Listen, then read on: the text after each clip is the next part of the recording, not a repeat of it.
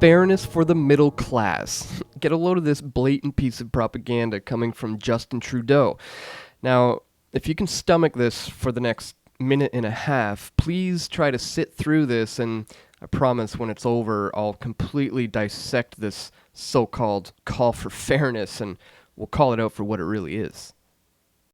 Canadians know the value of fairness.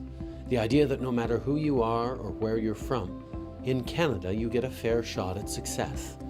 That's what built our middle class. It's what helped our economy grow. It's what built our country. But these days, our middle class is struggling. Rather than helping them, Stephen Harper looks out for the wealthy instead. That's unfair.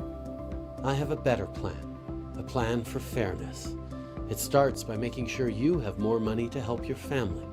Mr. Harper's current plan favors those who need it least, just like his $2 billion tax break that favors the wealthiest Canadians. It's unfair. Here's my idea, the Canada Child Benefit. It will give middle-class families of all kinds more money. Over $1,000 more for a single parent earning $30,000 a year with one child. Over $2,000 more for a typical family with two kids earning $90,000 a year. More money for middle-class families to raise their kids tax-free. That's my plan. And speaking of taxes, we'll lower those too.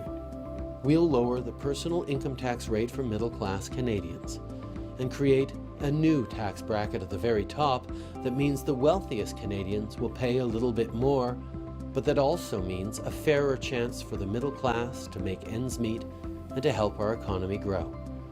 That's my plan, a plan for fairness, a plan to give middle-class Canadians a fair shot at success, a fair chance to help build Canada. Yeah, a fair chance. Unless, of course, you make more than $200,000 a year, then you are scum and you're going to be robbed of all your earnings. I downloaded this pamphlet just to assess whether Justin is really offering something credible, some sort of alternative here. And it's clear from this document that he most certainly is not. By the way, I don't think this pamphlet cover can really get much more cheesy than this one. Look at the cover. This is hilarious. Very first page, we've got a partisan attack on Harper. So is this an election pamphlet or is this like a policy plank? But whatever. I mean, like we've been saying here at PFT over and over, Harper has set a new precedent. You know, this kind of 24/7 partisan campaign is really here to stay. That's just the new style. That's just how we do things here now.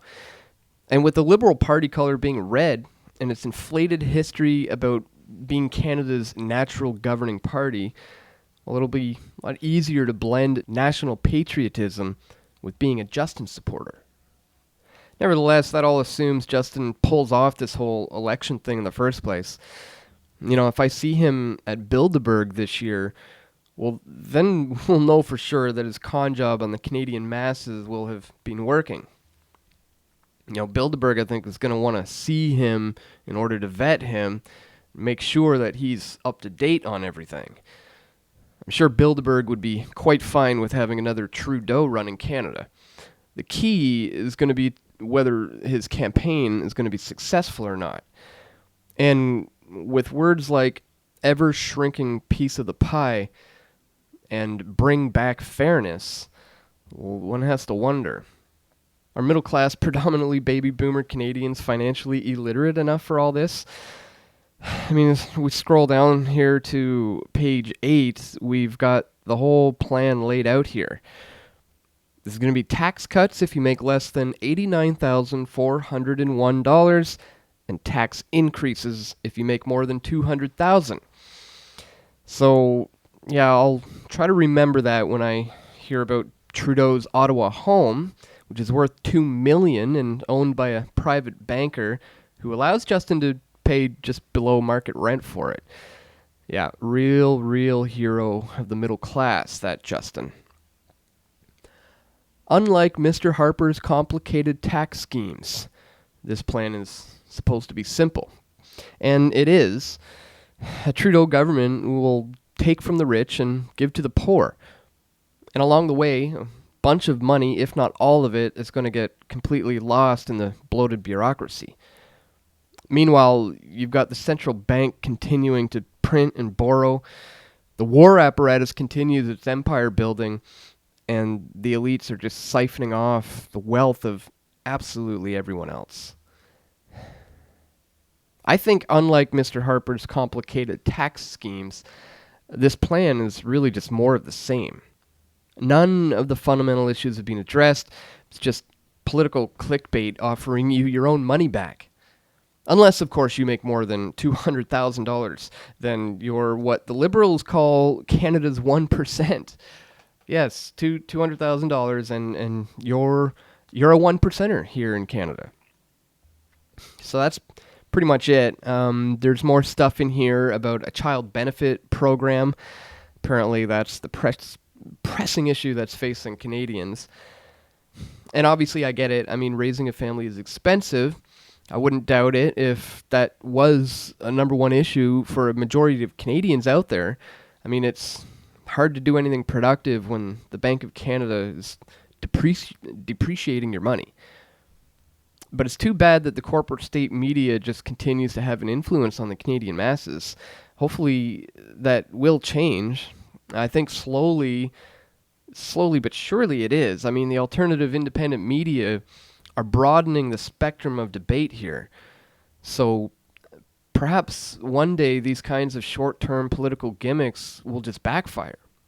You know, maybe one day Canadians will actually demand that the Bank of Canada's reckless monopoly on currency actually be dealt with. And that day may be sooner than later. Russia and China have had enough of Western banking.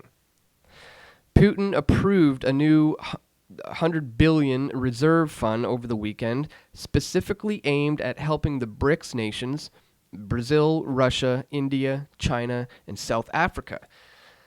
This is all part of a coordinated effort, obviously, to move away from the American dollar and all of the globalist institutions like the IMF, and to get out of the U.S. technocrats' control.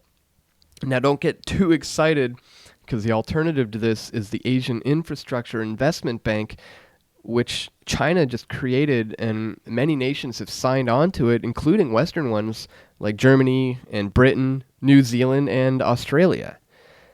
Now, it sounds like Canada should belong on something like that as well, but at the end of the day, the ruling families who sit at the top of the pyramid, they still run the show. So, yeah, maybe one day we will.